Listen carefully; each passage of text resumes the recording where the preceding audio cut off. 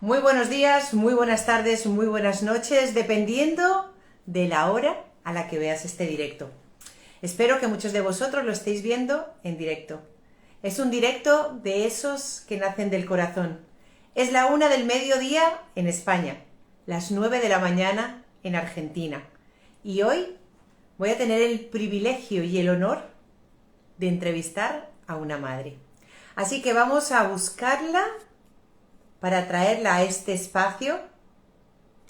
Esa experiencia de ser madre, de acompañar a su hija en la vida y que a su corta edad le dijera adiós de este plano terrenal y hoy en día la acompañe desde allí donde está.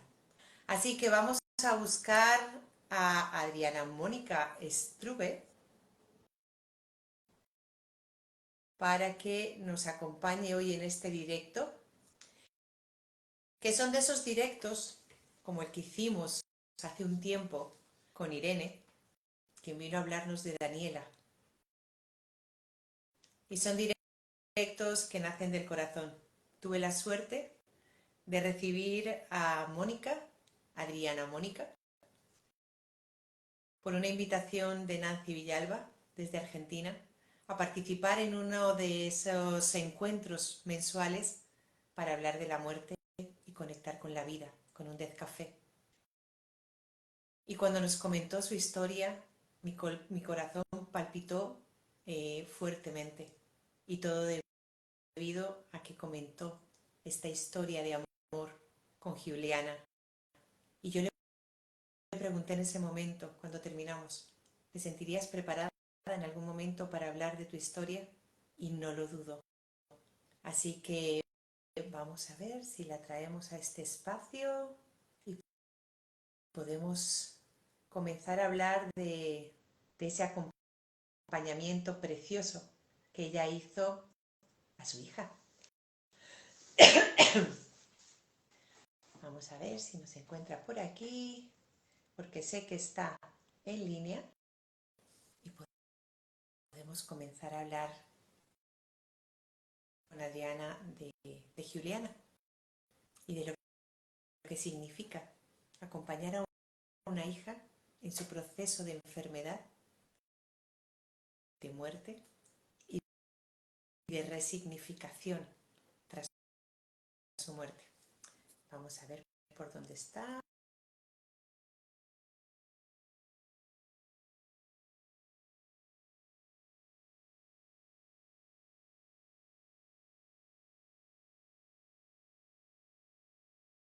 Conecte y, y vamos a darle tiempo, porque realmente cuando vamos a hablar de la vida es mejor hacerlo sin presión, sin prisa, con pausa y desde el corazón.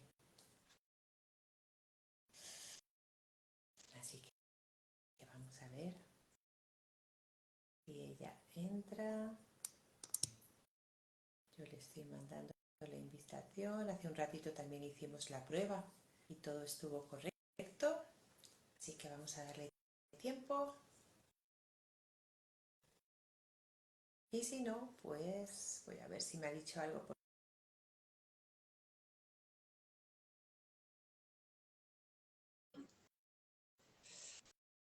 Y ella, hola, bienvenida. Bueno, empezamos con este proceso de que entres en directo. Si me envías tú también la solicitud, yo te voy.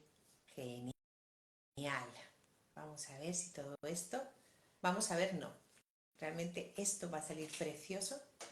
Y vamos a darle la oportunidad a la tecnología de que nos acompañe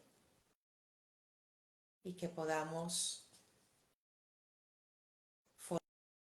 formar con esta entrevista el corazón de los demás, conociendo tus vivencias, tus sentimientos, tus emociones.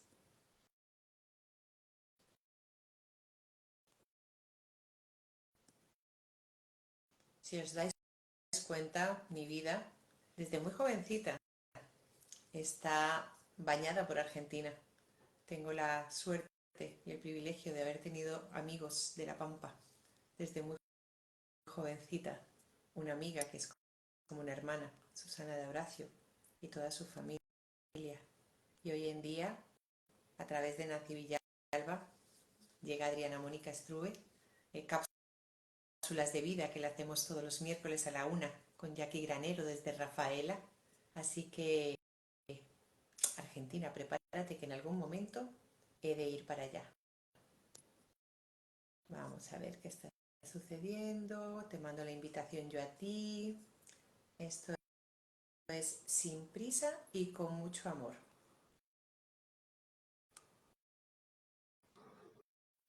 ¡Ay! ¡Qué bien! Dale la vuelta a la cámara. Estoy viendo tu casa. ¡Qué maravilla! Hola. Gracias, gracias, gracias. Cuando estábamos haciendo las pruebas, yo le comentaba, ¿cómo te llamo? ¿Adriana o Mónica? Porque yo me he acostumbrado a llamarte Mónica y tú te presentas como Adriana. ¿Cómo te sientes más cómoda? Mónica, Mónica. Vale, fenomenal. Pues ¿Cómo estás? hablando con Mónica hace un ratito que estábamos haciendo las pruebas, le comentaba que en muchas ocasiones cuando hago los directos tengo la satisfacción de sentir el alma de las personas, pero no las veo en directo. Pero en este caso sí tengo la suerte de tener a Mónica en pantalla y hace esto Sí, pues muchísimo más bonito porque evidentemente nos vamos a estar viendo la una a la otra.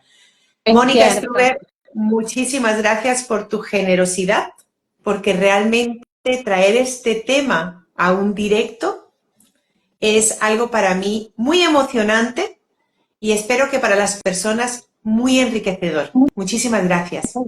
Gracias a vos. Gracias a vos por el espacio, porque realmente haces mucho con esto de las voluntades anticipadas, porque nos ayudas a quienes gozamos de salud y a quienes están en ese proceso de muerte. Y realmente es un tesoro, parece un detalle menor, pero es muy importante. Así que gracias. Muchísimas gracias no solo por estar aquí, sino por traer a Juliana a este espacio. Y se me quiebra la voz porque realmente si hay entrevistas que a mí me resultan interesantes, pero a la vez de una responsabilidad infinita, es cuando entrevisto a mamás que han acompañado a morir a sus hijas o hijos y que han resignificado su vida.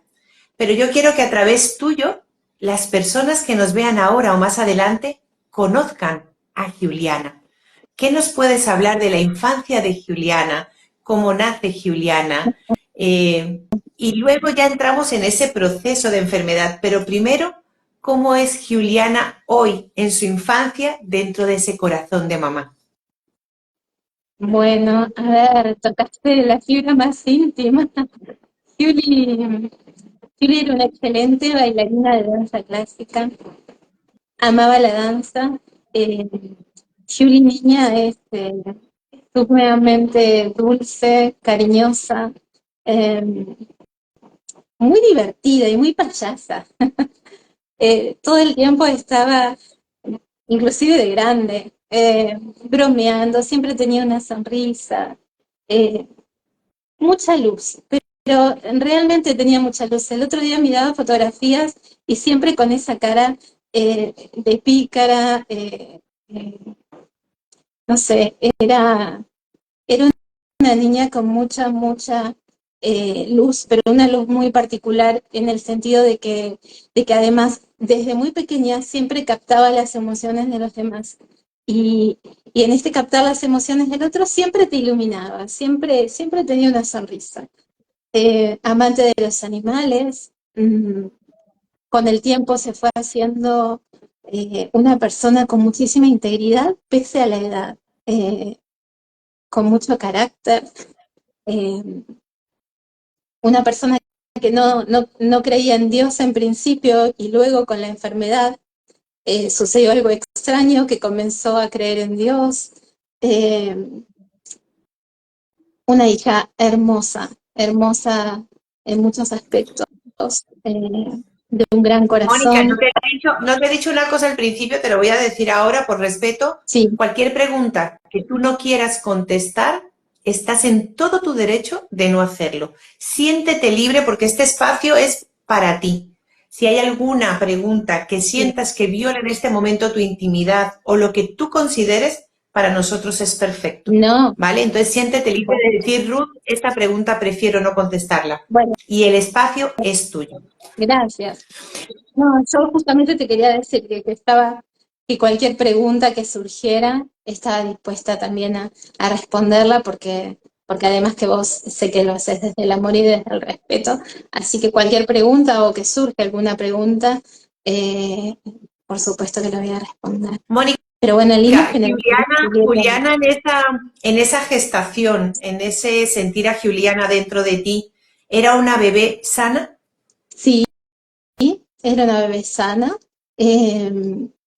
La verdad es que fue un embarazo muy hermoso porque tuvo un vínculo muy cercano, en especial con su hermana. Su hermana le hablaba a la panza y ella siempre respondía con pataditas, se movía. Su hermanita le cantaba y allá había un vínculo precioso, por ejemplo, entre ellas, ¿no? Que para Julie, cuando ella fallece, nos encomienda en forma particular a su hermana. Y ese vínculo se fue gestando en la panza. Eh, O y fue sea un que esa embarazo muy relación de lindo. hermanas, esa relación fraterna entre ellas, fue desde el Sí. minuto cero de la gestación. ¿Qué edad tenía la hermana de, cómo se llama la hermana de Juliana? Noelia, sí. Noelia, Y ¿cuántos añitos tenía cuando Juliana empezó a venir a la vida? 4 añitos.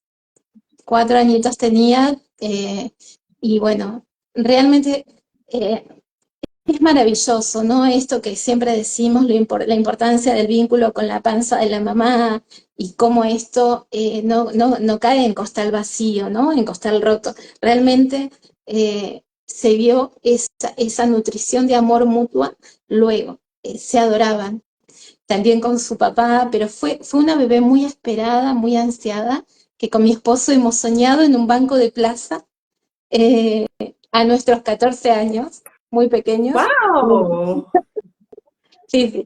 Pues la vida nos separó y demás, porque luego nos separamos, cada uno formó su matrimonio, nos divorciamos, y bueno, llegó Julie, pero Julie fue soñada en un banco de plaza a esa corta edad, eh, y, y realmente fue como la soñamos, realmente fue muy importante para nosotros como pareja, ¿no? Es de hecho la única hija que tenemos en común.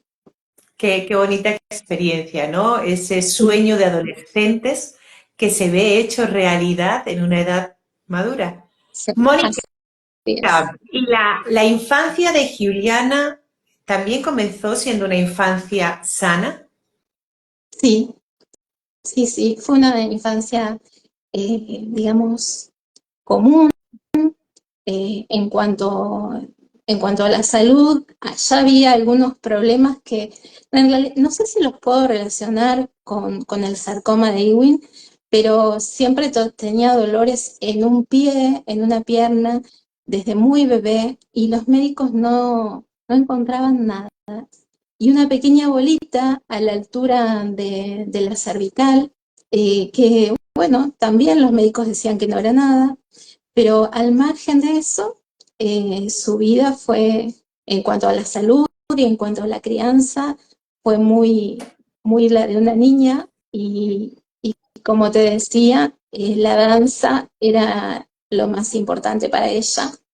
Amaba y era una excelente bailarina hasta los 9 años que comenzó con los dolores, ¿no? Justo Pero te iba a fue muy preguntar divertido. cuándo Sí. fue esa molestia continua en su pie y en su pierna y esa bolita en sus cervicales la primera señal de que ese sarcoma se estaba desarrollando en el cuerpo de Juliana.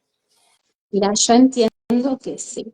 Eh, pero esto es una percepción mía, ¿no? Porque los médicos en realidad mm, no sabían decirnos nada. Pero bueno, luego a los 9 años ella, practicando danza, tiene un tirón en la zona del abductor, eh, y ese tirón cada vez se intensificaba más. Fuimos por un año a diferentes médicos y mm, no encontraban el porqué. Eh, hasta llegaron a decirnos en el mismo hospital donde ella luego fue tratada y demás, esto es un capricho, tienen un problema de pareja,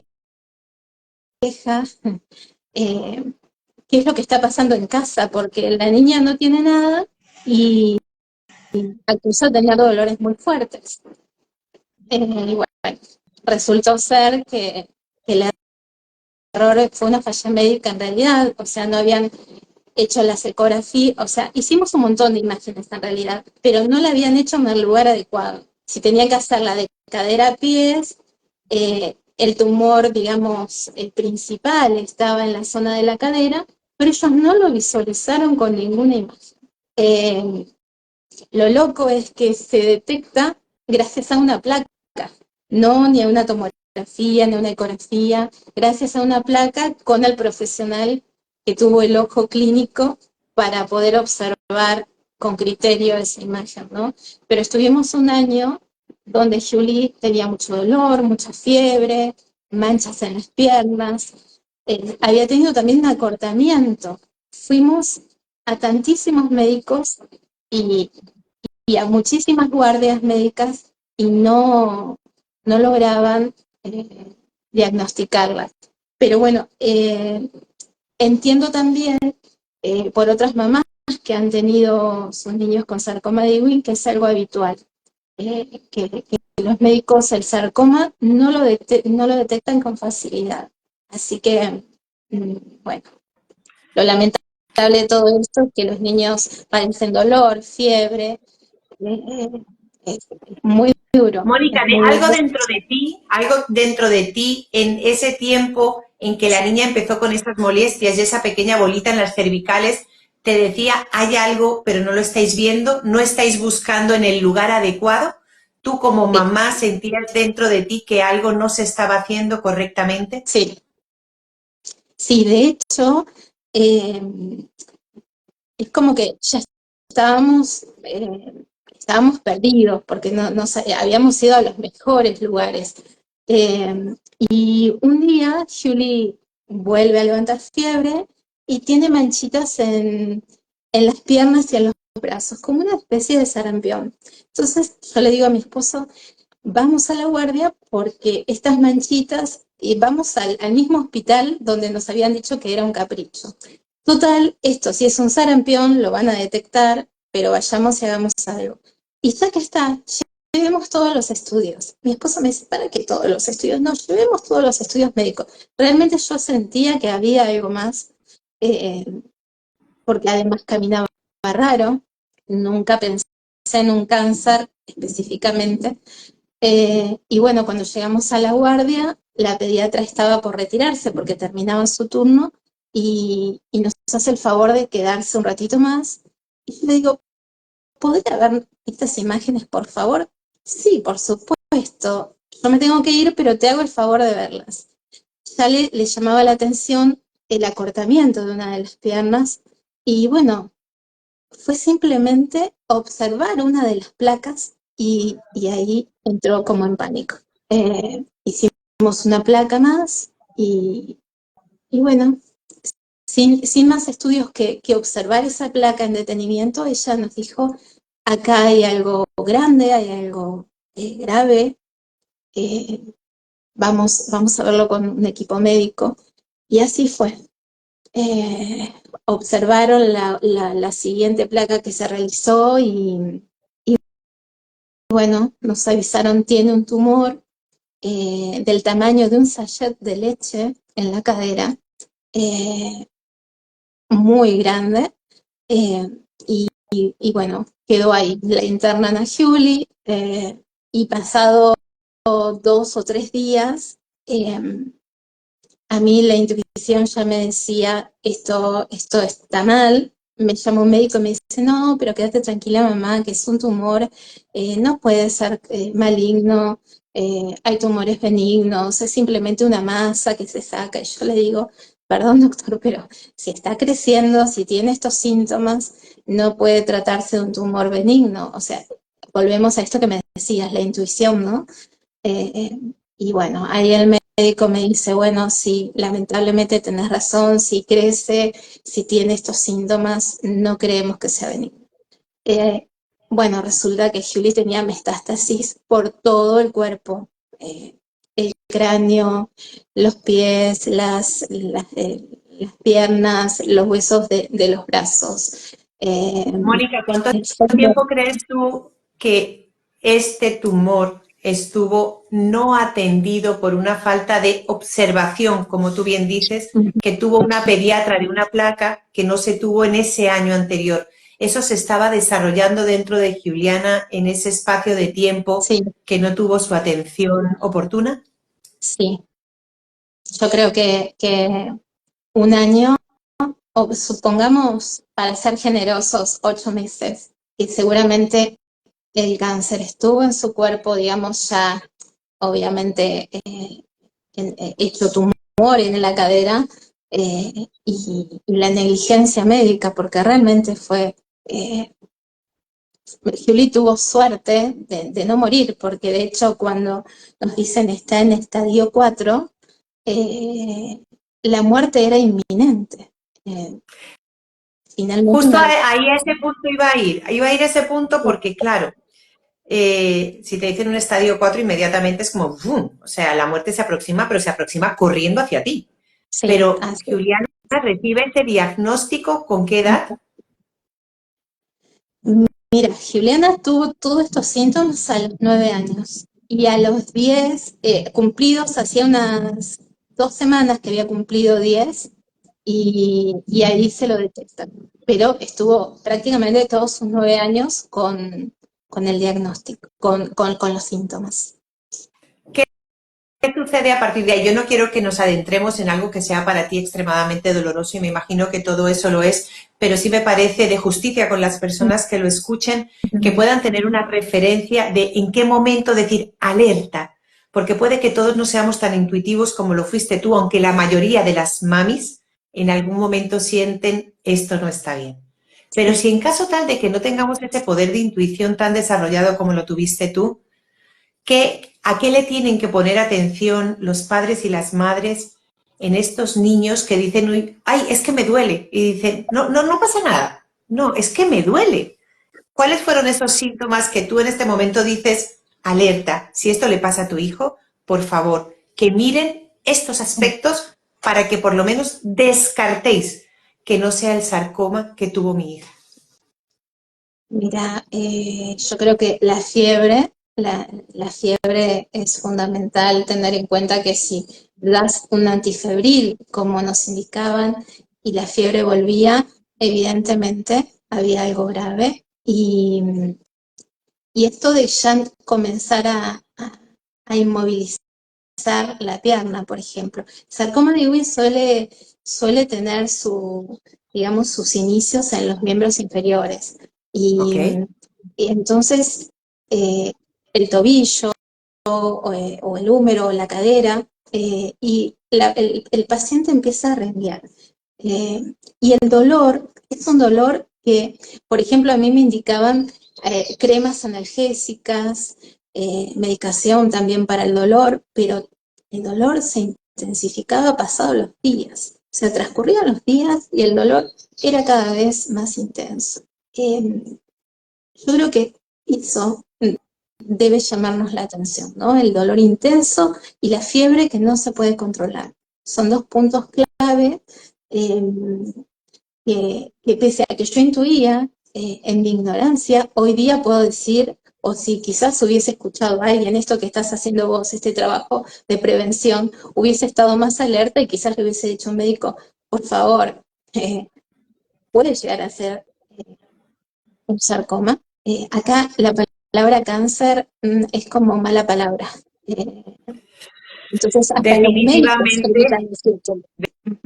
Definitivamente está así, Mónica, por eso me parece tan importante y agradezco inmensamente tu generosidad y, por supuesto, la de Juliana, de estar hoy aquí presente para alertar a otras familias de esto que puede suceder, que nunca esperamos y que nadie salió a buscar. Nadie salió a buscar un tumor para que se instale en un hijo, ni muchísimo menos. Pero Juliana, recibe ese diagnóstico con 10 añitos y muere pasado un mes de sus 18. Sí. Y esto, cuando hablas de un sarcoma, hablas de una metástasis, hablas de un estadio 4. ¿Hubo algún momento en esos 8 años que tú dijeses, hemos visto la luz y Juliana va a salir de esta metástasis? Sí. ¿O os pasasteis 8 años conviviendo con la muerte? Mira, primeramente cuando Julie sale hicimos todo, hicimos un autotrasplante de médula, nos dijeron con el autotrasplante de médula, el trasplante autólogo, esto es una bomba y va a terminar con todo, quédense tranquilos. Eh, Hicimos rayos también, eso cuando Julie se salva esa primera vez, todos hablaban de un milagro, que no iba a volver más, y estuvimos así, sin enfermedad, hasta el 2017, y, y ahí regresa, y todos esos años fueron años que obviamente ya la filosofía de vida te cambia, ya vivís la vida de otra manera. Yo era una persona muy estructurada, no te hacía una broma en público, por nada. No, no, era terrible, terrible. Siempre estaba mirando, a ver, no, esto no, aquello no, porque me observan. Bueno, con Julie, con lo que nos pasó en esa primera instancia, hemos hecho cosas alocadísimas con su hermana, su papá. Luego, estábamos muy felices porque llegábamos, estábamos en 4 años más o menos y un poquito de que Julie no tenía enfermedad. Y la oncóloga nos decía, vamos, vamos, ya está, ya Julie está curada, olvídense, no va a volver más. Y bueno, en el 2017 regresa en los pulmones.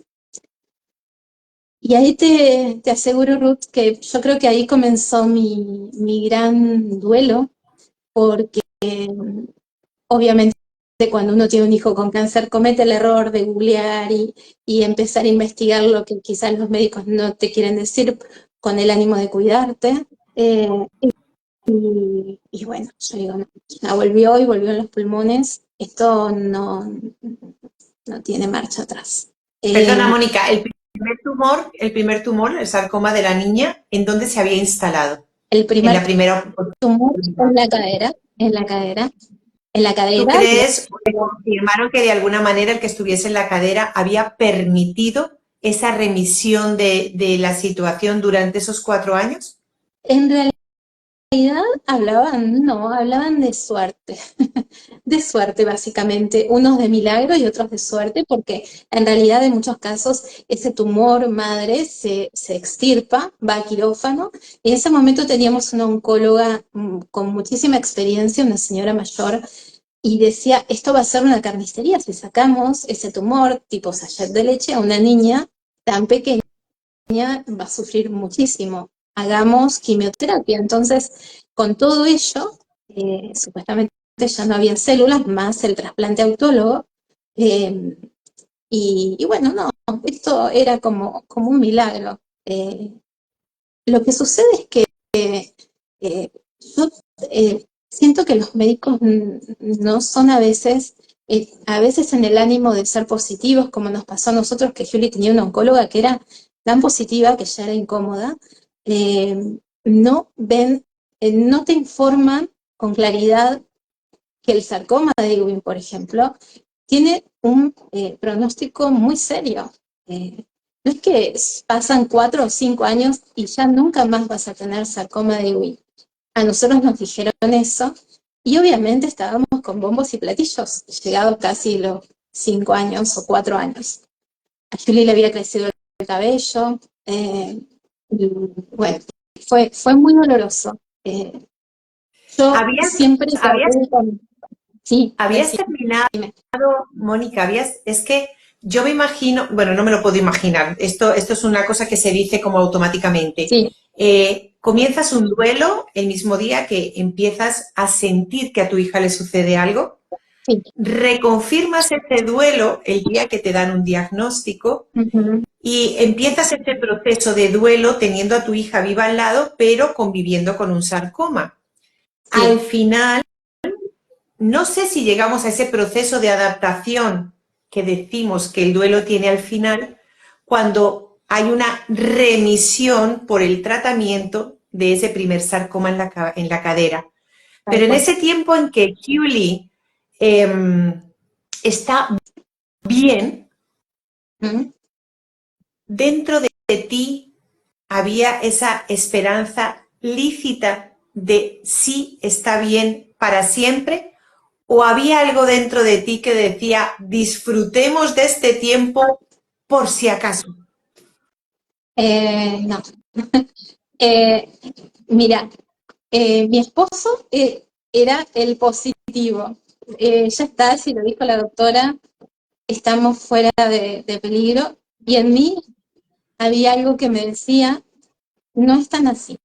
Eh, Creo que, eh, porque además en este proceso de enfermedad, al menos acá en Argentina, se comienzan a mezclar un montón de situaciones de, digamos, de pensamientos de, bueno, vamos a tal sacerdote que cura, a otro sacerdote que te impone las manos, y todos te ofrecen un montón de soluciones con todo su amor. Nosotros habíamos recurrido a esas, y mi esposo estaba como amarrado a esa fe junto al diagnóstico. A mí algo me decía que no teníamos que estar tan confiados. Además porque le sucede a mucha gente esto que nos ha sucedido a nosotros, de tener la certeza de que está curada y que luego el cáncer vuelva. En niños es algo que lo habíamos visto, y ¿por qué no nos iba a pasar a nosotros? O sea, yo pensaba, si le pasó al nene de la habitación 5, ¿por qué no nos va a pasar a nosotros? Y nunca estuve tranquila, en realidad, absolutamente tranquila, nunca lo estuve. A partir del diagnóstico del cáncer en los pulmones, en 2017, yo ya no tenía esperanza, no tenía fe de que esto se solucionase. Y como te decía, yo trataba siempre de estar bien, óptima para Noé, para Julie. Eh, Mi esposo lloraba mucho, lamentaba mucho todo esto, y también sentía que tenía que estar bien para él. Pero ese día en que yo me entero, mi actitud fue como la actitud de una madre que está velando a su hijo o enterrando a su hijo. No, no lo pude controlar, fueron gritos, llantos, fue una desesperación absoluta que fue terrible, pero yo creo que porque inconscientemente sabía que era el final. Eh, Todavía me conmueve verme así porque digo, eh, luego no lo sé, no me pasó cuando Julie falleció.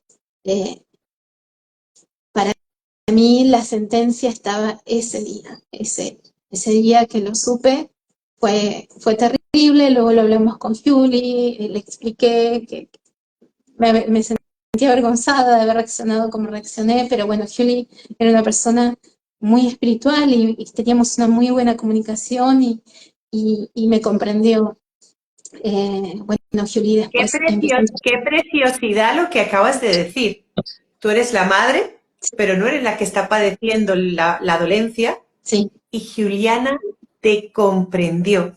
En su generosidad divina, sí, ella entiende a mamá. sí. ¿Cómo recibe Juliana esa noticia? No, fue terrible. Fue terrible porque además, esto que te digo habíamos, habíamos ido a un sacerdote que le había dicho que ya estaba bien, eh, que acá en la Argentina todo el mundo cuando tiene un problema muy grave de salud va a ese sacerdote, y este sacerdote le había dicho, vas a estar bien. eh, no le dijo que estaba sana, le dijo que iba a estar bien, y Julie estaba muy enojada con Dios, se enojó con la vida, tuvo su proceso de duelo. Me decía, mamá, me creció el pelo, otra vez voy a estar pelada. Eh, me voy a perder de un montón de cosas. Fue muy duro para Julie, porque ella, o sea, esta injusticia que tiene, ¿no? De que eh, para el paciente que siente que está todo calmo, que está todo bien, y luego caer nuevamente en un tratamiento oncológico que es muy invasivo y que para un adolescente en ese momento, bueno, Julie era adolescente, pero para un niño es como que de alguna manera vulnera su privacidad, no por intención del médica, sino porque no queda otra opción, pero digo, van perdiendo esa intimidad, hay muchas cosas que son sumamente importantes a los 17 años, muchos puntos, como eh, esto se vulnera de alguna manera con los tratamientos, que vean tu cuerpo desnudo, que te toquen, esa privacidad que es tan necesaria a esa edad se va perdiendo. Entonces, el adolescente tiene mucho para perder. Quizás el adulto, nosotros como adultos vamos elaborando de otra manera, obviamente es doloroso, pero el adolescente tiene que resignar un montón de cosas. Y en ese sentido fue durísimo para Julie. Y Julie ya además Mónica, tenía una vida que sí. Sí, sin olvidar a Julie ni dejarla a un lado, me gustaría que hablásemos de ti, de tu esposo. ¿Cómo sí. sacabais fuerza? ¿De dónde sacabais fuerza? ¿De qué manera os autocuidabais? Si lo hacíais o no, ¿no? Porque posiblemente en ese momento se te olvida tu ser para irte directamente a cuidar. Pero ¿de dónde sentisteis que provenían vuestras fuerzas para seguir sosteniendo una situación que en realidad sabíais que había comenzado, pero no sabíais cuándo iba a terminar, sabiendo a ciencia cierta que iba a terminar? Sí, mira, yo creo que del amor, y no te lo digo, a veces el amor está mal utilizado o observado como un término literario, romántico, eh, pero yo siempre juntos tratamos de cimentar en la familia el amor. Para nosotros lo más importante eran nuestras hijas, nosotros como familia, y ese amor que cimentamos de pequeñas se vio en ese momento. Es como que cosechamos ese amor y nos sostuvo a todos, porque realmente yo ahora estoy estudiando mucho el caso de los hermanos, por ejemplo, cómo quedan desplazados cuando hay un hermanito con un tema oncológico, realmente quedan desplazados y los papás no queremos que eso suceda, pero sin querer la vorágine te va llevando a dejarlo de lado. Y como pareja, realmente él hacía todo lo administrativo, él se encargaba de todas esas cuestiones o de hablar con los médicos y yo me encargaba de la parte emocional de Julie y de Noé también, de lo emocional me encargaba yo, aunque como te digo, siempre me quedaba corta porque esto que sucede, ¿no? Uno termina siendo injusto con los hijos que quedan en casa, pero yo creo que no hubiese podido ser lo que fue si no hubiésemos trabajado como familia en equipo. Fue muy importante. Mm, a mí me ha costado mucho llevar adelante la parte emocional, siendo sincera, ¿no? Es es muy duro eh, tratándose de un hijo, es durísimo. Yo tuve a mi abuela con Alzheimer y creo que también el amor es lo que me ayudó a sobrellevar, pero yo era muy joven, entonces me faltaba experiencia, pero yo creo en el poder del amor, en el poder del amor como para trabajar en equipo, para llevar adelante una enfermedad, para acompañar, por ejemplo, a mi abuela con Alzheimer. Creo que en la vida se necesita amor, realmente amor, y replanteamos esto, ¿no? ¿Qué es amor? Más en cuestiones que tienen que ver con el final de la vida. Sacarlo del lado romántico, del lado literario, el amor Simbólico. tiene mucho. Sí, sí. Mónica, en términos generales, Mm. yo en este momento estoy recordando situaciones, ¿no? Con pacientes y tal, Sí. y las mamás y los papás tratan de estar ahí 24 horas, pero muchas veces el cuerpo no da más, se rinde, cae, hay sensaciones de frustración, de decepción, de cansancio, de no puedo más, de ira, de muchísima ira, muchísima rabia. Perdón. ¿Qué necesita un papá y una mamá cuando tiene un hijo en una situación complicada en la que su salud y su vida está pendiendo de un hilo? ¿Qué necesita de su entorno? ¿Qué necesita de sus amigos? ¿Qué necesita de sus conocidos? ¿Qué te hacía falta a ti que no recibiste? Wow, que no recibí. Mira, hay un tema que yo padecí mucho, que es la ausencia de mi madre.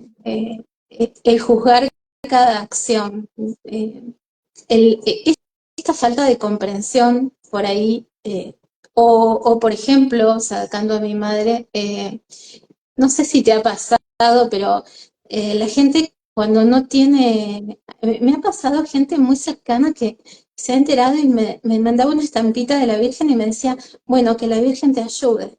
Yo decía, no podés. Yo cuando estoy con situaciones realmente delicadas de gente que quiero, le digo, a veces soy completamente sincera, no tengo palabras. O sea, realmente a veces uno no tiene palabras y ante no tener palabras es mejor no decir nada.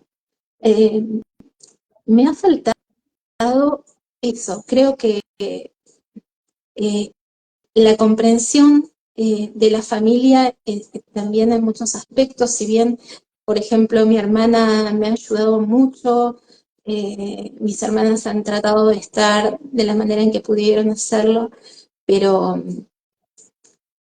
no sé, creo que a veces la gente dice muchas palabras y escucha poco. Eh, Puede ser, Mónica, que para las cosas importantes, por un lado no estamos preparados y por otro lado no buscamos estar preparados porque, como tú decías, ¿por qué nos va a suceder a nosotros?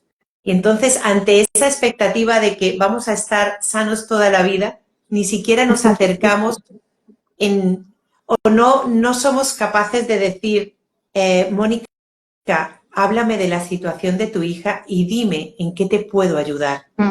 O, Mónica, háblame de la situación de tu hija y yo te diré si me siento capaz y preparado para ayudarte.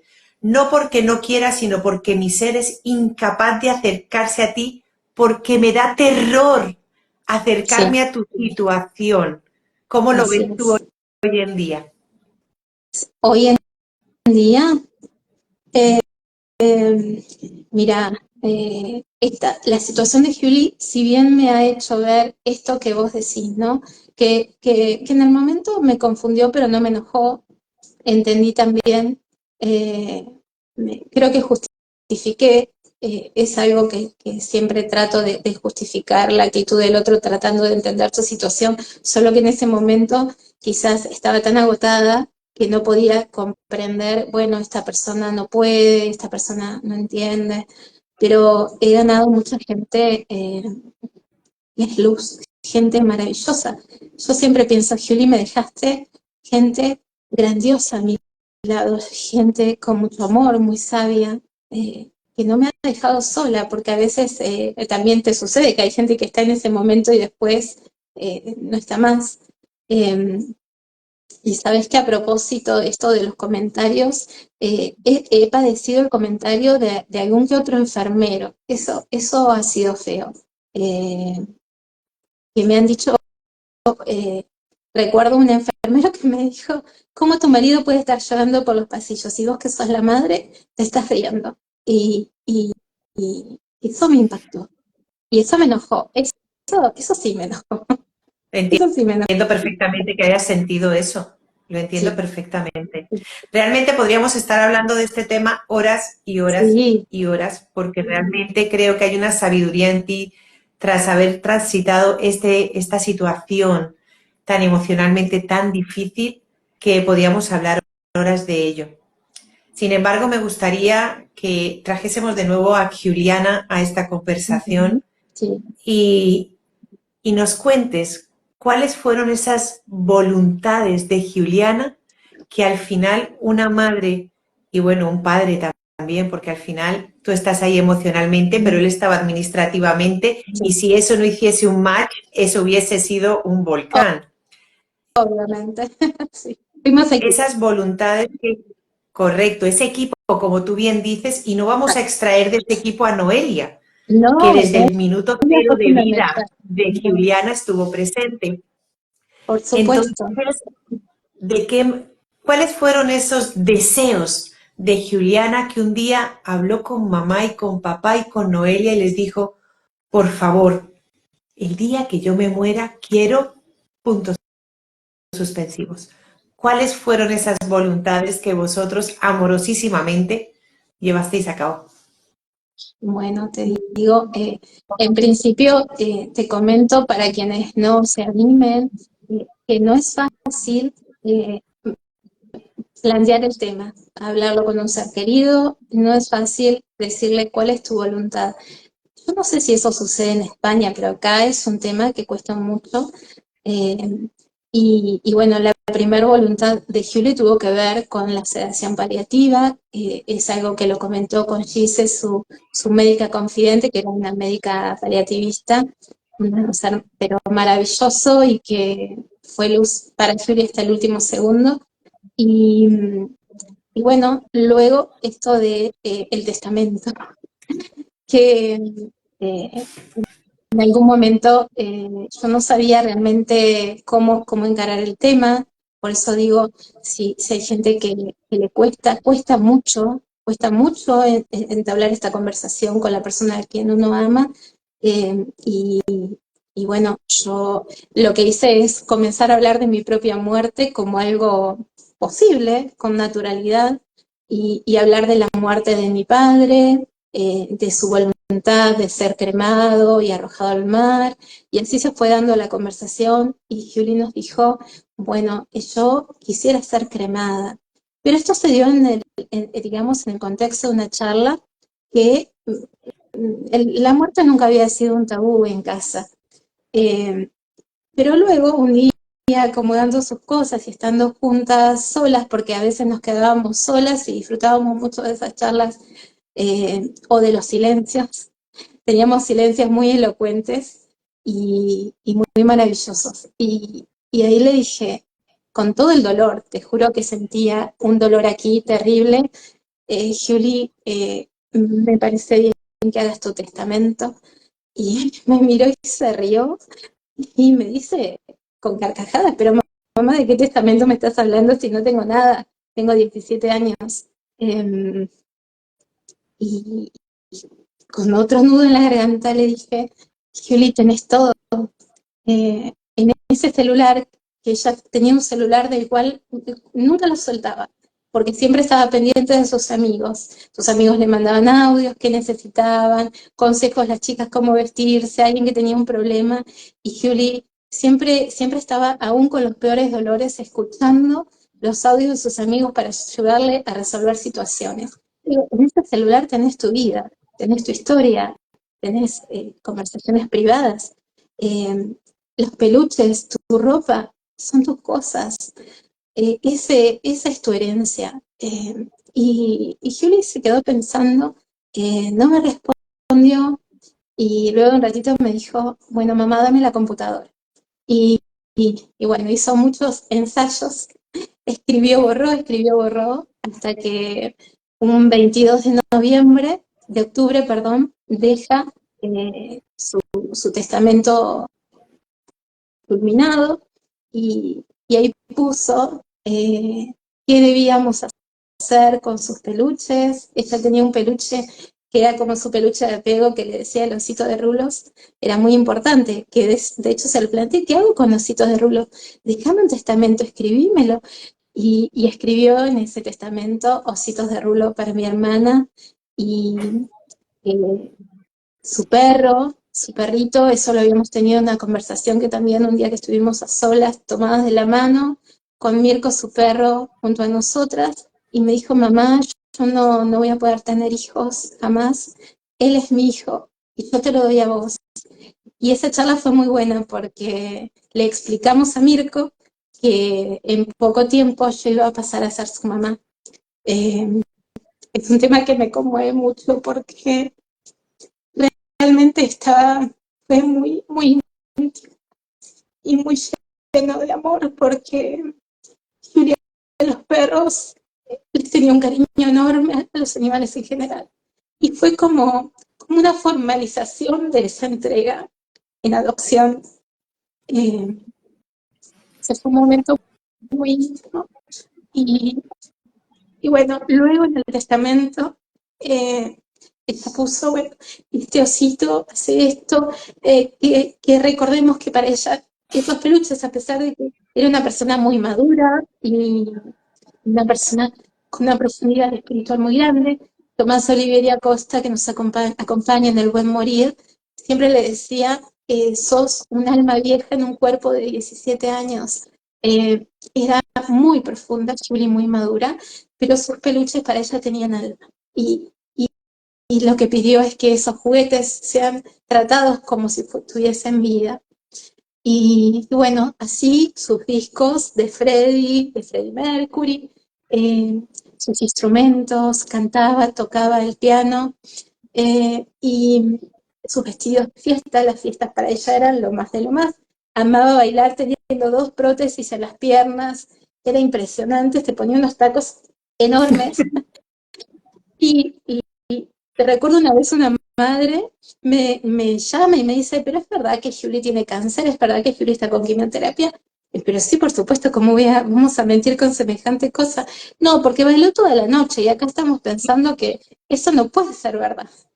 Julie había bailado toda la noche con sus prótesis y disfrutando la vida. Y bueno, volviendo al testamento, bueno, ella pidió que el día que falleciese, y yo le pusiera una corona de flores blancas en su frente, que la maquille como si estuviese viva, y que todos los que asistieran al velatorio fuesen con margaritas, y llevase yo las rosas color neón que en algún momento le había plantado en el frente de nuestro jardín. También nos había pedido que Freddie Mercury, en una balada que hizo, sí, era una locura, Freddie Mercury y Montserrat Cavalieri, creo que es, Caballé. un tema que, sí, bueno, ella quería que en su velatorio esté ese tema, y además hay un tema que tiene que ver a mi manera, pero ahora no me acuerdo el intérprete, que es un ícono del rock, no lo recuerdo ahora.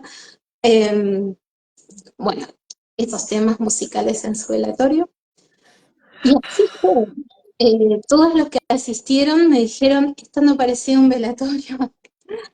Eh, realmente se sintió la personalidad de Hugh en esa despedida.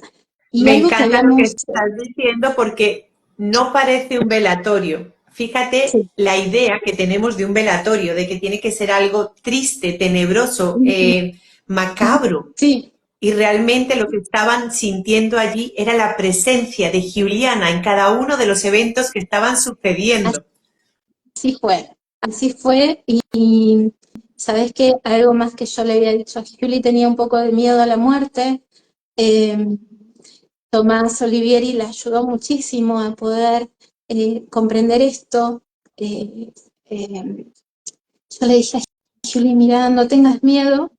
El día que te toque partir, ella me dice, no te quiero dejar sola. Era su gran preocupación, que también es algo que suele pasar en los pacientes oncológicos adolescentes, es ese temor de qué va a pasar con la familia cuando ellos ya no están. Y yo le digo, Julie, yo te voy a acompañar hasta el último momento. Y como ella creía en Dios, yo le dije, mira, yo te voy a tomar de la mano cuando estés sedada, y el momento que partas, mi mano con tu mano la voy a llevar hasta las manos de Dios. Si bien era algo simbólico, a Julie le dio paz. Y yo lo hice. O sea, Julie estuvo 26 horas antes de morir, y esas 26 horas estuvimos tomadas de la mano. Le dije te amo al oído, le dije anda en paz, anda tranquila. Obviamente Freddy sonando de fondo, siempre. Sí, sí.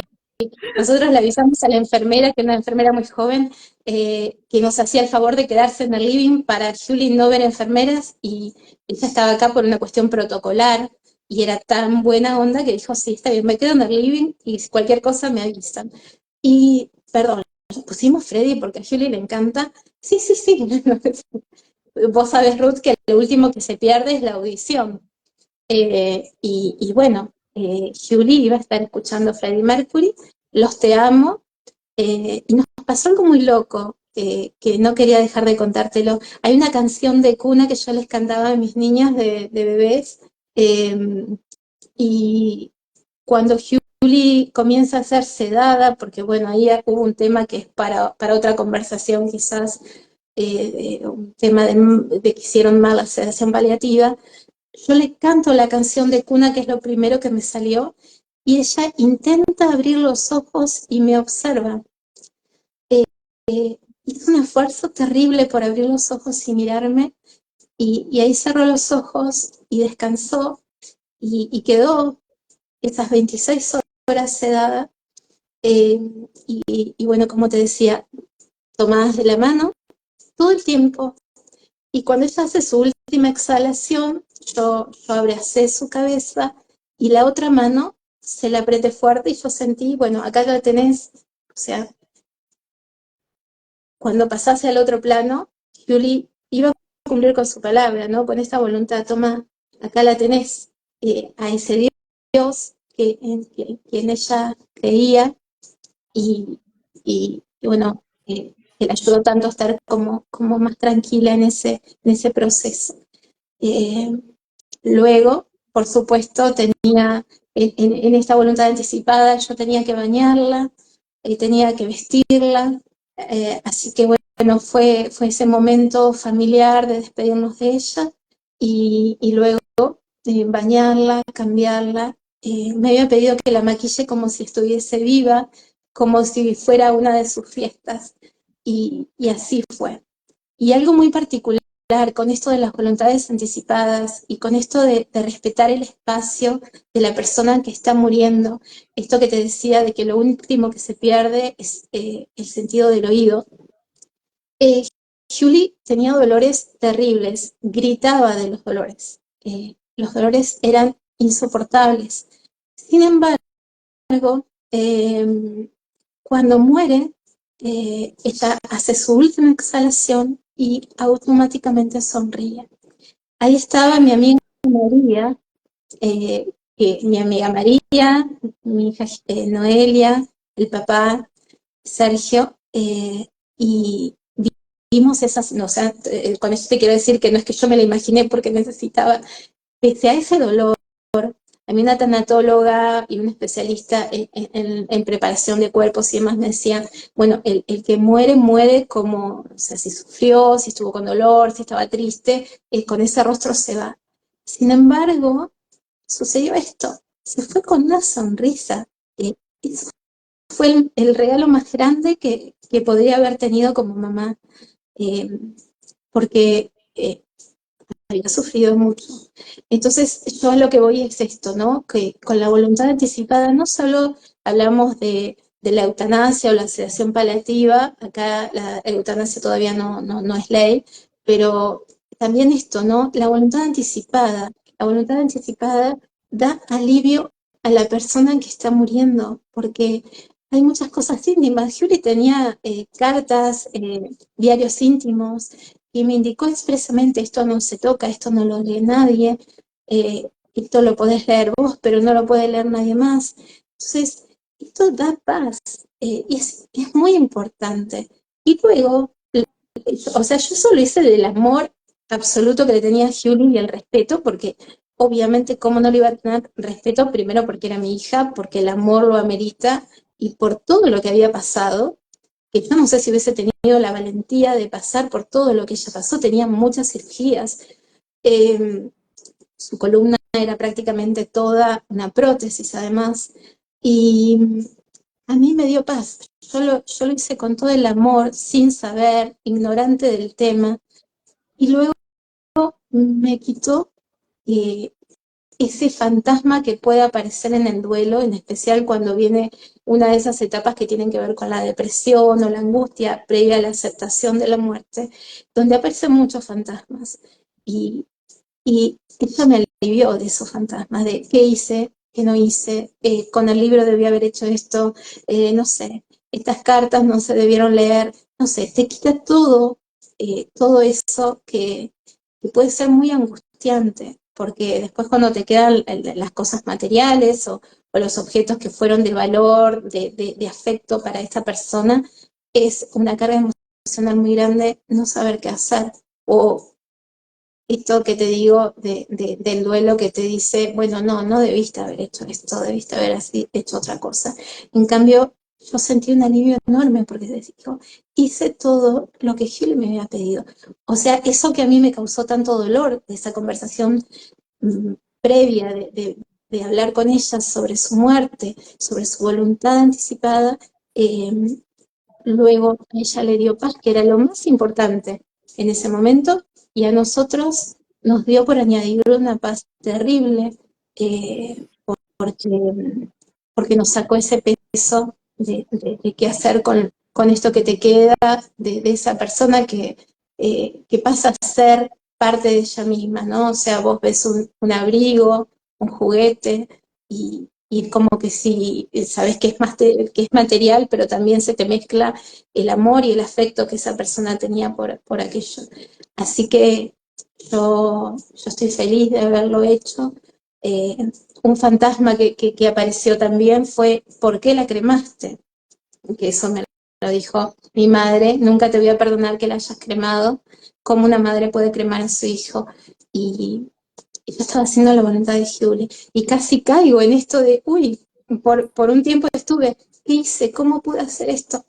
Pero cuando me pasaba esto de dudar, volví al testamento vital que Julie hizo, y decía, no, hiciste lo correcto, porque Julie pidió ser cremada, y era por acá, era lo que ella quería, estabas respetando la voluntad de tu hija. Entonces, hacer un testamento vital puede ser un salvavidas luego también para el duelo. Eh, y yo creo que ahí tiene un valor enorme. Por eso lo que vos hacés me parece maravilloso, que quizás por ahí alguien puede decir, bueno, no, pero es un testamento vital. Que no, es mucho más que un testamento vital. Cuando pasás por un duelo, vos lo atravesaste, sabés lo que significa, a uno se le convergen un montón de situaciones emocionales que tiene que resolver y tiene que seguir con la vida, y cuanto más resueltas tengan esas situaciones tan profundas, mejor va a ser el duelo, ¿no? Fíjate que todo lo que estás diciendo, yo estoy tratando en todo momento de no quitarte el protagonismo y muchísimo menos a Juliana, porque hoy es la luz de este espacio, pero realmente yo hoy en día, casi después de 4 años de haber tenido que tomar decisiones por mi padre, sé que si hoy sucediese con lo que hoy sé, no lo haría de la misma manera. En cambio, tú tienes la certeza de que lo hiciste como tenías que hacerlo porque ella sencillamente te instruyó, te dijo, mamá, esto es lo que yo quiero. Hay una Por cosa que eso, me parece, gracias por eso, porque de verdad que es fantástico. O sea, a mí siempre me quedará él, no sé si hice lo que tú querías, hice lo que yo creía que era lo que tú hubieses querido. claro, Hoy en día sé que lo hice fatal, pero en ese momento, con ese grado de vulnerabilidad que tenía, entre lágrimas y desgarrada, decidir fue horrible, horrible. es En cambio, horrible, tú no porque tenías que decidir nada, sencillamente seguir instrucciones. exactamente, y por esto que decís vos, ¿no? Uno está sumamente vulnerable, el dolor es terrible, los primeros meses es un dolor lacerante, y tomar decisiones es terrible.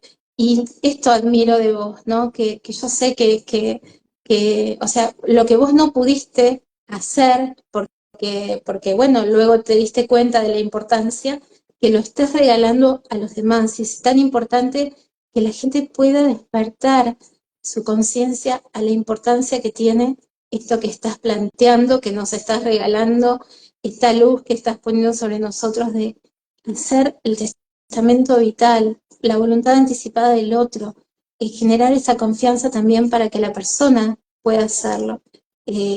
Porque a veces la familia está tan mala y tanto dolor que las cosas se confunden, pero siempre, por ahí no es con nosotros, por ahí lo puede dejar en una computadora sin que intervengamos emocionalmente, porque realmente es duro para el que se tiene que despedir y para el que recibe, o quizás un médico. Julie le ha contado cosas a su médica paliativista que no me las contó a mí, y me dijo, mira mamá, yo no te las cuento a vos, porque por más que vos disimules, yo me doy cuenta que te duele. Eh, Estaba en lo cierto. Estaba en lo cierto, por supuesto. Pero Una esto, vez, sí, una vez eh, que es que es preciosa. Estoy imaginándome esa estampa. Esto va a sonar para muchas personas violento, pero yo viví esa estampa y es absolutamente mágica. En el momento que Juliana empieza a morir con su mano sobre la tuya, en esa confianza de estoy haciéndolo en el momento en que todo mi entorno está preparado y yo también, sí, ella muere. Vosotros sí, cumplís con sus voluntades, entregándole a cada persona lo que correspondía de acuerdo a sus instrucciones, y ya llega el vacío de la realidad. Juliana ya no está. ¿Qué sucede en muchas familias? Que se deja de hablar de esa persona. No quiere decir que la estén olvidando, no. sino que de alguna manera están evitando enfrentarse de nuevo a la Sí. situación. A mí me gustaría preguntarte, y no es necesario que lo contestes como te he dicho al principio, ¿Juliana sigue estando viva en las conversaciones familiares? Sí, sí, Julie sigue estando viva. Eh, de hecho, lo estuvo ni bien sucedió esto. Cuando Julie muere, comienza a llegar gente a casa y recuerdo que, bueno, se llevan, yo preparo el cuerpo, se lo llevan, y eso Eso fue bastante duro para mí porque no nos habíamos separado en ningún momento, y fue la primera separación que tuvimos, y nos juntamos todos en el comedor y recordando a Julie, leyendo mensajes de médicos que le recordaban con cariño. Hablamos de sus bromas, de su carácter, y luego sí, luego eso con pasado el tiempo se va haciendo quizás un poco más difícil porque uno está más, o sea, tomando más conciencia de la ausencia del otro. Pero yo, en mi caso, siempre lo pensé como, luego lo leí en un libro, pero hasta ese momento no lo había leído, lo había sentido, y era esto del duelo, que es como una habitación oscura, ¿no? Entonces vos estás del otro lado y sabés que es doloroso, y por ahí es doloroso contar algo de Julie o recordar algo o vivir o pasar por una calle. A mí, o sea, pasar por determinadas calles, me era algo muy fuerte pasar por calles que hemos caminado con Julie teniendo conversaciones de la vida. Sin embargo, yo decía, si no lo atravieso, o sea, no puedo pasar al otro lado consciente de esa luz que es poder sentirme mejor. Y con todo el dolor del mundo, lo mejor es atravesarlo, porque, o sea, la otra opción es quedarte llorando, temeroso de este lado, no atravesar esa habitación. Yo decía, para mí es una habitación oscura, llena de los insectos que me dan miedo, de sombras horribles, pero conforme vos te quedas de este lado, esas sombras crecen, esos insectos se multiplican, o sea, el temor se va haciendo más grande. Lo mejor es atravesarlo, no esconderlo, no ocultarlo, atravesar el dolor. Cuesta muchísimo, pero yo creo que con el tiempo es peor, y el alivio se siente. Es como todo, ¿no? Es como acompañar a una persona a morir, es como acompañar a una persona en la enfermedad, atravesar el dolor, hacerle frente, ponerle el pecho al dolor. Si ya pasamos tanto, ¿no? ¿Por qué no animarnos por nosotros a atravesar ese dolor? Y bueno, obviamente que a los tres, a mi hija y a mi esposo, cada uno con su proceso, que es algo que aprendí luego.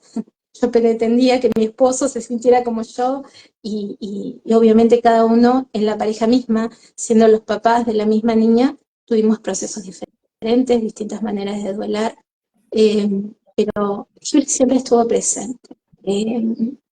Siempre, siempre estuvo presente y creo que es lo que ella quería. Ella también nos pidió que cuidemos a la familia, que estemos unidos, aún en los momentos de incertidumbre, decía ella, cuando todo parece desvanecerse. Eh, Tener fe en que las cosas van a salir adelante y eso es lo que hicimos. Yo creo que atravesar el duelo, hablar de ella, es una manera también de honrarla, de honrar su vida, a Totalmente un de ser que ha sufrido. acuerdo. Ujú. Totalmente de acuerdo, Mónica. Escucharte de verdad que es delicioso porque estás hablando posiblemente del momento más difícil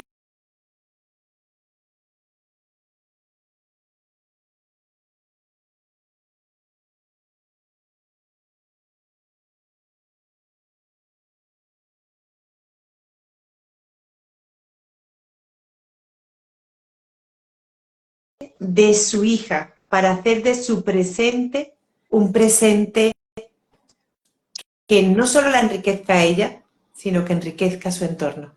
Sí, así es. ¿Qué estás haciendo hoy en día con esta experiencia para que la vida de Juliana valga la alegría de haber sido vivida, transitada, sufrida, duelada y hoy en día lo que es? Mira, estoy básicamente en primera instancia estoy con otra filosofía de vida, eh, disfrutando la vida. Eso me lo propuse desde el día uno y también es un legado que Julie me dejó: mamá, sé feliz, quiero que seas feliz. Y estoy en busca de esa felicidad distinta, ¿no? Yo ya no voy a tener la felicidad que tuve cuando estuvo Julie, pero voy a tener una felicidad distinta y enriquecida por la experiencia. Actualmente busco denodadamente trabajar en alguna ONG donde pueda ser útil. Actualmente estoy con una ONG, Dar Sonrisas, de pacientes oncológicos, pero, pero bueno, estoy siempre al servicio de poder ayudar. Estoy en el proyecto también de poder estar en un hospice de pacientes pediátricos, acompañando a la familia. Yo, como licenciada en familia, ese es mi deseo: acompañar a las familias y acompañar, eh, no solo en el proceso de la enfermedad, sino también en esto que te decía, la importancia de los hermanos, ¿no?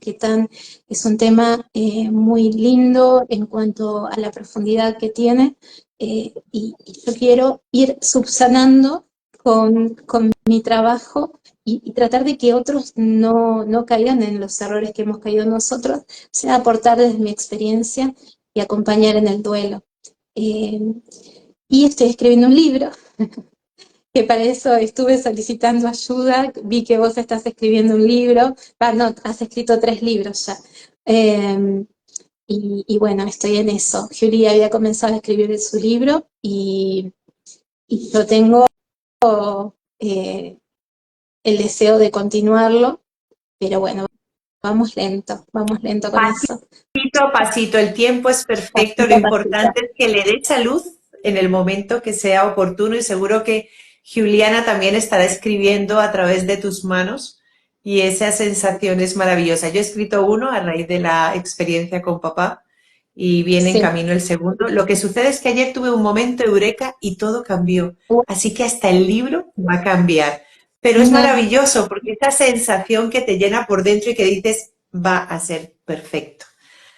Sí. Mónica, yo creo que nos quedan 2 programas por hacer, uno hablando de la sedación, otro hablando de tu presente, porque en este presente, por supuesto, está papá incluido, está Noelia incluida, Sí. y hay algo muy importante que has dicho y que quiero recalcar, y es cómo de esa experiencia que preferimos no haberla vivido, pero como ha sucedido, la vamos a poner al servicio.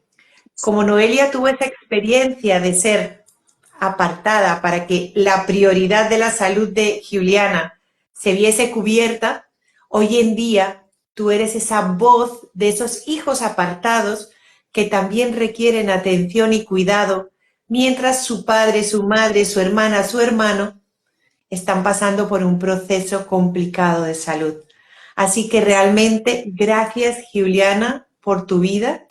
Gracias, Giuliana, porque con tu muerte has sembrado una semilla que va a diseminarse por todo el mundo a través de esta mujer maravillosa que escogiste como madre. Gracias. Gracias, gracias por el espacio, gracias por eso que estás haciendo. Es de enorme valor, ojalá que la gente pueda valorarlo, que pueda hacerse carne de esto, de la importancia de la voluntad anticipada. Vos y yo sabemos lo importante que es, lo hemos vivido y realmente, bueno, gracias, gracias por la generosidad, por traer a Julie, como hablábamos la otra vez, la peor muerte es el olvido y vos estás permitiendo que Julie no sea olvidada porque fue un ser maravilloso, y no lo digo porque ya no está, se lo decía siempre, un ser precioso. Y gracias, gracias, gracias. Siempre te voy a estar agradecida por esto. Para mí es un absoluto placer, es un honor que ella haya permitido este encuentro, que tú lo hayas facilitado y ojalá algún día nos podamos también sentar a hablar con Noelia para que Sí, ella también sea la viva voz de esos hermanos y de cómo se vive una situación de esta, pero por supuesto que está en sus manos tomar la decisión y decir, Ruth, yo también quiero hablar. sí, la verdad es que sería muy interesante, como para que tengamos esta mirada de lo que estamos hablando, esta otra, es la contracara, ¿no? De la enfermedad. Ellos también tienen voz, igual también de papá, desde esa parte administrativa, porque él también lo vivió y como tú bien has dicho, el duelo es de cada uno y es perfecto, tal y como sea, porque somos Sí, seres independientes, con sentimientos, con circunstancias, con limitaciones y creencias que son las nuestras. No te entretengo más, pero de verdad que ha sido una entrevista absolutamente deliciosa por tu gracias. generosidad. Muchísimas gracias. Gracias a vos por tu generosidad, un abrazo y estoy dispuesta para quien quiera, quien necesite una consulta, obviamente que necesite un acompañamiento, una llamada telefónica, no sé, obviamente sin costos, no es un tema remunerativo, sino que es de amor, de dar un poco de lo vivido. Así que acá estoy disponible para quien que me necesite, con todo mi amor. Ha sido un Gracias, Ruth. absoluto placer estar hoy contigo y de aquí en adelante lo que la vida desee hacer de nosotras. Una cosa que hemos visto en este momento, trayendo a Juliana aquí, es la realidad. Para morir hay un día. Ella vivió todos los demás, con sus circunstancias, con su dolor, con su sufrimiento, pero definitivamente dejó un legado, una huella y un sello en la vida de todos. Muchísimas gracias. Gracias a vos. Hasta pronto. Adiós, hasta pronto. Estos son las voluntades anticipadas de Juliana. Fijaros la importancia que tiene este documento hasta siendo redactado cuando eres menor de edad. No esperemos a que haya una enfermedad para empezar a tomar decisiones que, como bien nos ha dicho Mónica, no son sencillas, son complicadas de hablar.